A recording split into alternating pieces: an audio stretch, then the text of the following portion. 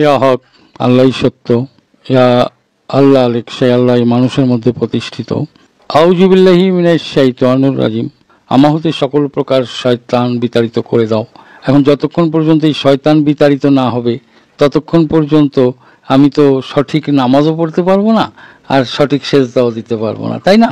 তো বিষয়টা হচ্ছে যে নামাজটা হচ্ছে একটা পরিভাষা, আরবির একটা পরিভাষা ফার্সিতে। তো এখানে আরবিতে বলছে আকিমুস সালাত, হ্যাঁ, ইকরাতুস সালাত কোথাও বলে নাই।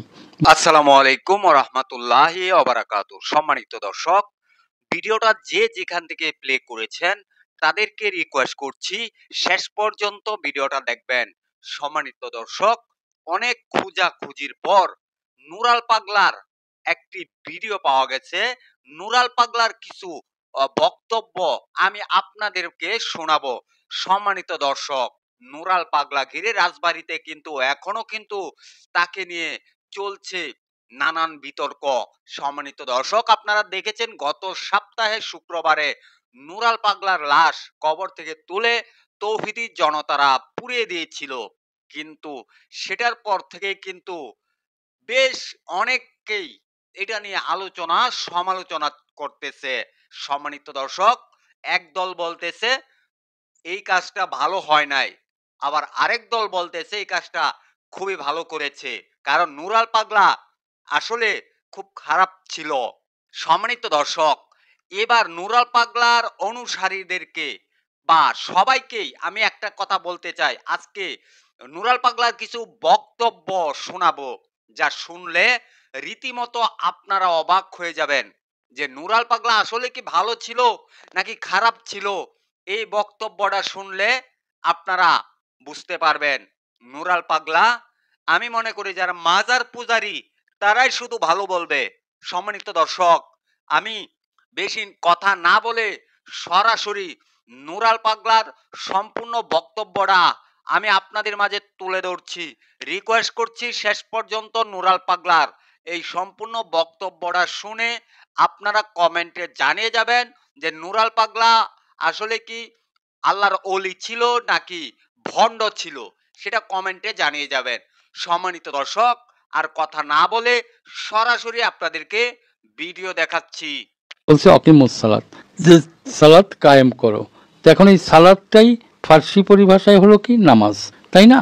তা এখন নামাজ আমার দিনের নবীর উপরে আসে নাই, এটাই বলেছে যে 5 ওয়াক্তের যে ফরজ নামাজ, এইটা 5 জন নবী বিভিন্ন সময় তাদের বিভিন্ন মুশকিল আসানের জন্যে, বিপদ থেকে মুক্তি পাওয়ার জন্যেই আল্লাহর কাছে তারা সেজদারত হলেন এবং এই নামাজটা পড়েছিলেন।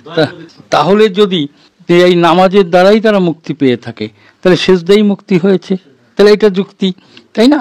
আর আমার দয়াল নবী সেই রেসালাত যখন প্রাপ্ত হলেন, তখন এই 5 জন নবীকেই সঠিক রাখার জন্যে, যে তারা এই পৃথিবীতে নবী হিসাবে এসেছেন এবং সেটা মানুষকে বিশ্বাসযোগ্যতা অর্জন করানোর জন্যে এই 5 ওয়াক্তে 5 জন নবীর নামাজ আমার দয়াল নবীর রেসালাতের উপরে চাপাই দিলেন। এবং আমার দয়াল নবী পড়েছিলেন 3 রাকাত নামাজ, যেটা এশার ওয়াক্তে আমরা পড়ি বেতেরের নামাজ। এই 3 রাকাত নামাজ আমার দয়াল নবী পড়েছিলেন এবং সেটা সুন্নাত এবং এটা ওয়াজিব, আমাদের পড়তেই হয়, তাই না? যে নবী যেটা করেছেন সেটা ওয়াজিব, আর যেটা বলেছেন সেটা সুন্নাত, তাই না?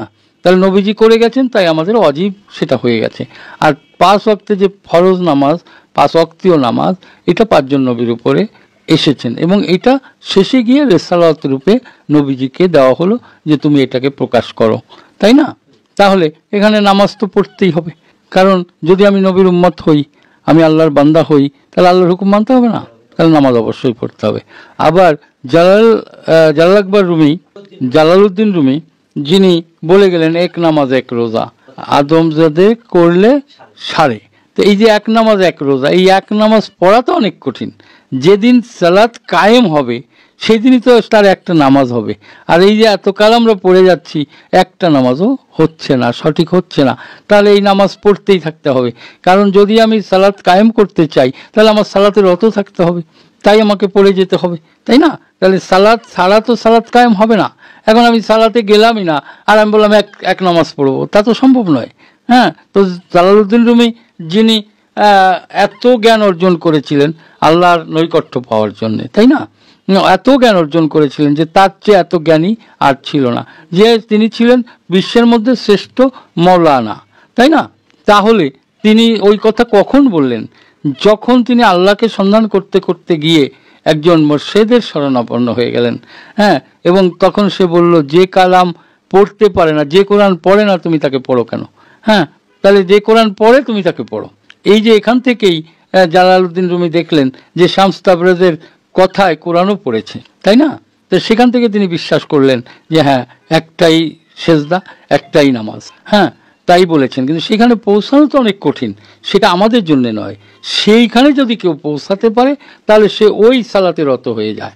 যেমন একটা ইতিহাস পাওয়া যায় যে অয়েশকুরুনির একটা ইতিহাসে পাওয়া যায় যে যিনি একটা রুকু দিয়ে সারা রাত দাঁড়িয়ে থাকতেন, যে এশার নামাজ শেষ করে রুকু দিতেন আর ফজরের ওয়াক্তে রুকু ভঙ্গ করতেন। তাহলে এটা পেরেছে কে? অয়েশকুরুনি। সেটাকে আমি পেরেছি? সেটিকে আমরা পেরেছি? তাহলে সেই কথা বলে লাভ আছে? এবং অয়েশকুরুনিকে যখন জিজ্ঞেস করেছে যে আপনি যে সারা রাত রুকুতে থাকলেন, তাহলে আপনি কিভাবে পারলেন?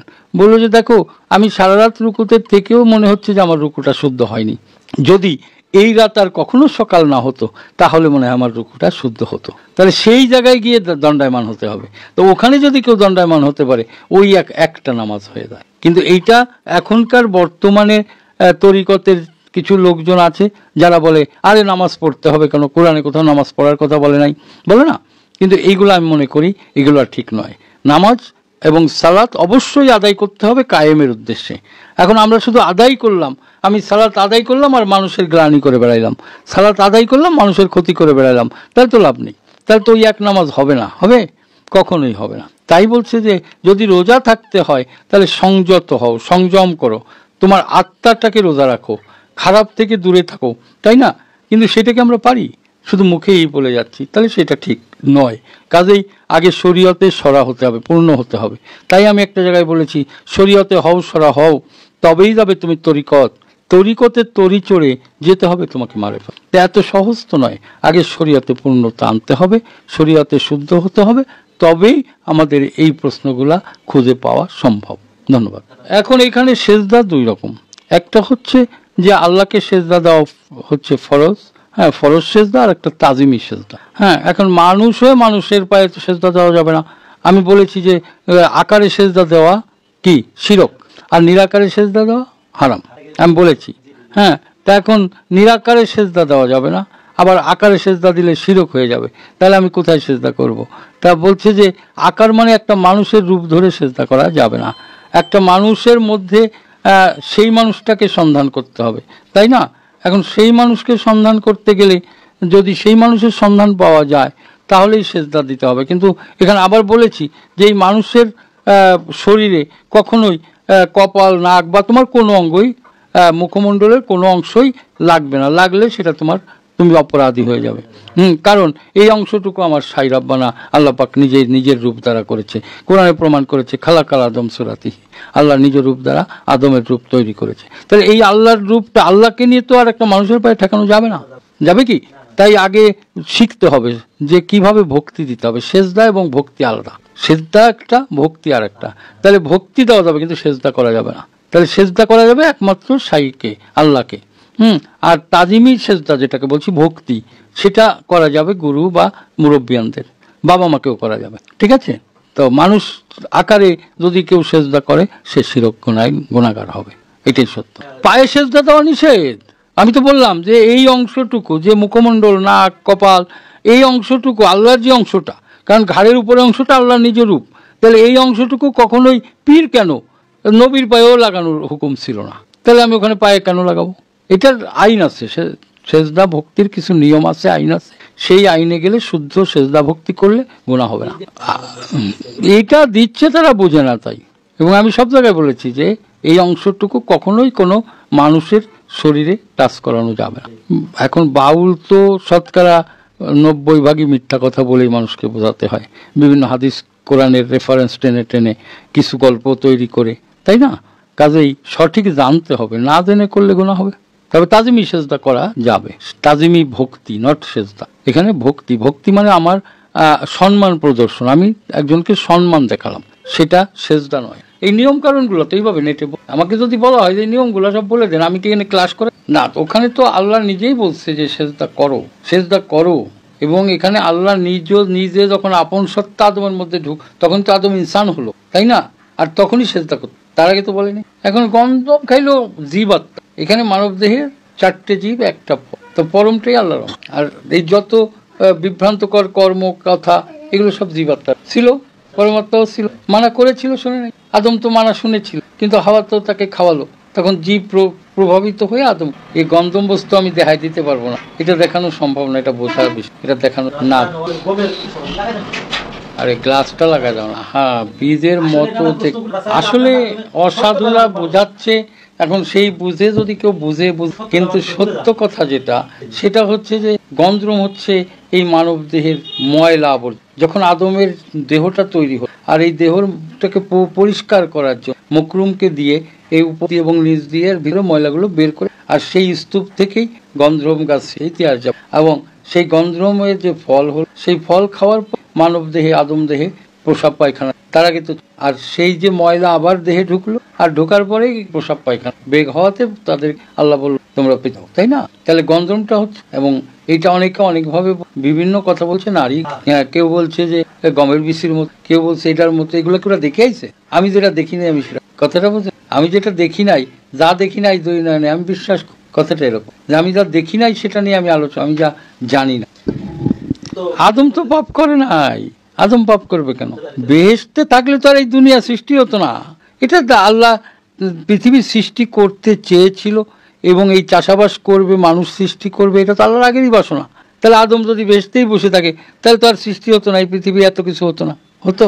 তাহলে আল্লাহর বাসনা পূর্ণ হতো না। তাই আল্লাহ বাসনা পূর্ণ করার জন্যই আদমকে পৃথিবীতে পাঠালো, একটা টেকনিক, কায়দা করে। আসলে বিভিন্ন জন এই নেটের মাধ্যমে বিভিন্ন রকম কথা বলছে, বিভ্রান্তকর কথাবার্তা বলছে, কেউ একেবারে উলঙ্গ করে কথা বলছে, কেউ মারুফতের শিরোমণি হয়ে গেছে যে আমি মারুফতি ফকির। যারা মারুফতি ফকির বা মারুফতের কথা বলছে, এটা যারা বলে, এদের চেয়ে বড় নাদান আর পৃথিবীতে নাই। কারণ মারুফত বলা যায় না, মারিফত শব্দটা গোপন, ইহা গোপনেই থাকে, যখন ইহা বলা হয় সঙ্গে সঙ্গে ইহা শরীয়ত হয়ে যায়, কাজেই এটা বলা যায় না। এবং এইটা দিয়েই মানুষকে বিভ্রান্ত করছে। তা আমি সবাইকে বলবো যে আপনারা এই সকল বিভ্রান্তিকর কথাবার্তা থেকে দূরে থাকুন, এবং নিজেকে সত্যের উপরে দণ্ডায়মান করুন, এবং সত্যকে জানুন, জেনে বুঝে তারপরে সেই পথে অগ্রসর হন। এবং এই তরিকত নিয়ে বর্তমানে যে সকল বিভ্রান্ত বিষয়গুলো পাওয়া যায়, বিভ্রান্তিকর আচার আচরণ, কথাবার্তা, এগুলো থেকে আপনারা দূরে থাকুন। আপনারা সত্যকে জানুন। সত্য না জেনে আপনারা শুধু শুধু ওই মানুষের কথায়, মানুষের প্ররোচনায় যায় না। অনেকেই আসে যে পীর সাহেবের কাছে গেলে। সম্মানিত দর্শক, এই যে নুরাল পাগলার বক্তব্যটা শুনেছেন, সম্মানিত দর্শক, আমি রিকোয়েস্ট করছি আপনাদেরকে কমেন্ট বক্সে কমেন্ট করে জানাবেন যে আসলে নুরাল পাগলা যে বক্তব্যটা দিয়েছে, সে কি ভালো নাকি ভণ্ড। শুধু এটা আপনারা কমেন্টে জানিয়ে যাবেন। সম্মানিত দর্শক, ভিডিওটা সবাইকে দেখার সুযোগ করে দিবেন। সম্মানিত দর্শক, এই ভিডিও থেকে আমি বিদায় নিতে যাচ্ছি। পরবর্তী কোনো একটা ভিডিওতে আমি আপনাদের সাথে দেখা হবে। সেই পর্যন্ত সবাই ভালো থাকবেন, সুস্থ থাকবেন। আসসালামু আলাইকুম।